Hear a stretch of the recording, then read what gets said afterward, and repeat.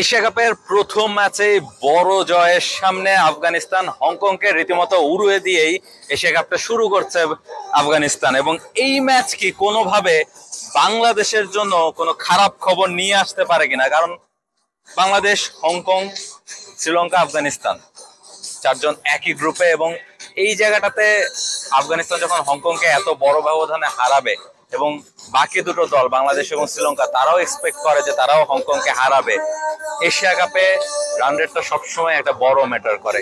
ফলে এই ম্যাচটা আফগানিস্তানের এই বড় জয়, সেটা কি মনে হয় যে বাংলাদেশের জন্য একটা বড় বিপদ হতে পারে শেষ দিকের সমীকরণে গিয়ে? আপনি শুধু বাংলাদেশ বলছেন না, শ্রীলঙ্কার জন্য বিপদ হতে পারে।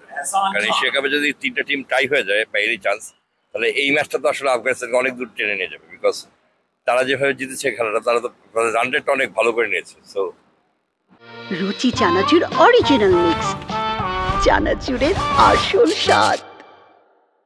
শুধুমাত্র বাংলাদেশ বলবো না, এই গ্রুপটাকে খুব ওপেন করে ফেললো এই ম্যাচটার এরকম জয় আর কি।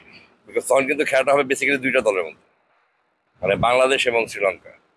এক্স্যাক্টলি। এবং এই জায়গায় আসলে বাংলাদেশ যখন হংকং এর সাথে তাদের প্রথম ম্যাচটা খেলবে, একদিন পরেই বাংলাদেশ হংকং এর ম্যাচ, তাদেরও কিন্তু এই চাপটা তখন থাকবে যে রান রেটটা যদি বাড়িয়ে নিতে হয় কিংবা যদি ওই টেবিলের ওই পজিশনটাতে যেতে হয়, সেক্ষেত্রে কিন্তু তাদেরকেও একটা বড় জয় হংকং এর বিপক্ষে তুলে নিতে হবে। এছাড়া কিন্তু তখন দেখা যাবে যে দুটো ম্যাচ জিতলেও মানে সেমিফাইনাল বা ফাইনালে সুপার ফোরের যে ম্যাচ, সেখানে যাওয়া নিয়ে একটা শঙ্কা থেকে যায়।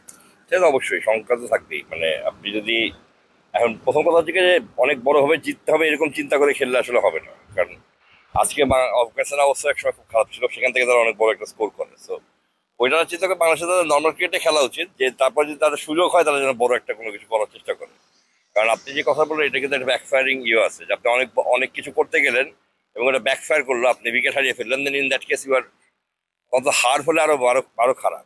সো দুটো সমীকরণে আমাদের মিলাতে হবে যে আসলে আমরা কিভাবে খেলা জিততে যাচ্ছি এবং খেলা জিতার পরে আমাদের নেক্সট করণীয়টা কি। কারণ বাংলাদেশের জন্য নেক্সট ম্যাচটা জিতাটা ইম্পর্টেন্ট, কিন্তু তার চেয়ে বড় ইম্পর্টেন্ট হচ্ছে কিভাবে জিতবো। এবং মানে তার চেয়েও বড় ইম্পর্টেন্ট যেটা আপনি বললেন যে হারা যাবে না কোনোভাবেই। এবং এইসব ম্যাচে আসলে ওই যে যেই সংখ্যার কথাটা বললেন যে বড় জয় পেতে গিয়ে অনেক সময় ম্যাচই হেরে যেতে হয় অনেক দলকে, সেক্ষেত্রে বাংলাদেশেরও এরকম ঘটনা অনেক রয়েছে যে বাংলাদেশকে ম্যাচ হেরে যেতে হয়েছে এই ধরনের ম্যাচে, যেসব ম্যাচে আসলে বড় জয় বাংলাদেশ তুলে নিতে পারতো। তবে দুটো ম্যাচ যদি বাংলাদেশ জিততে পারে, যেটা প্রথম থেকে কথা হচ্ছিল যে দুটো ম্যাচ জিতলে হয়তো বা সুপার ফোরটা বাংলাদেশ দল কনফার্ম করতে পারবে, সেই ব্যাপারে একটা দ্বিধাদ্বন্দ্ব বা শ্রীলঙ্কার ক্ষেত্র, আফগানিস্তানের ক্ষেত্র, এখন কি ব্যাপারটা এমন মনে হচ্ছে কিনা যে কোনো একটা দলকে হয়তো বা তিনটা ম্যাচ জিততে হবে বা দুটো ম্যাচ খেললেও জিতলেও আপনি একটা কনফিউশনের মধ্যে থাকবেন? না না, আমার মনে হয় যে যাদেরকে জিততে হবে তিনটা ম্যাচ জিততে ভালো, দুইটা ম্যাচ জিততে যে হবে এমন না। বিকজ আমি একটা কথা বলি, আমি সবসময় দেখেছি যে শ্রীলঙ্কা কিন্তু বড় টুর্নামেন্টের টিম, এই T20 ফর্মেটে তারা কিন্তু বড় টুর্নামেন্টের টিম, তারা কিন্তু এর আগে এশিয়া কাপ খেলছে এবং ভালো খেলছে, চ্যাম্পিয়ন হয়েছে। So you can't rule them out. আপনি যদি মানে এখনকার শ্রীলঙ্কা যে দল, কারণ বাংলাদেশের সাথে একটা কথা বলতে পারি যে বাংলাদেশ কিন্তু একটা রিবিল্ডিং প্রসেসের মধ্যে যাচ্ছে, শ্রীলঙ্কাও কিন্তু একটা রিবিল্ডিং প্রসেসের মধ্যে যাচ্ছে। তো এই দুটো দলের মধ্যে আমার কাছে মনে হয় Sri Lanka will give a good time বাংলাদেশকে। যদিও বাংলাদেশে আপনি আমরা বলতে পারি যে বাংলাদেশের ট্র্যাক রেকর্ড খুব ভালো, লাস্ট তিনটা সিরিজ বাংলাদেশ সব কিছু, but having said so you can't take Sri Lanka for granted. Exactly. শ্রীলঙ্কার সাথে সবশেষ যে T20 সিরিজটা হচ্ছে সেটা বাংলাদেশ জিতেছে শ্রীলঙ্কার মাটিতে। তবে যেটা আতিফ ভাই বললেন যে এশিয়া কাপের মতো মঞ্চে বা বড় মঞ্চে সবসময় কিন্তু শ্রীলঙ্কা পারফর্ম করে এসেছে এবং তারা জানে যে বড় মঞ্চের মানে একটা খেলা কিন্তু টিমের টিম আলাদা থাকে।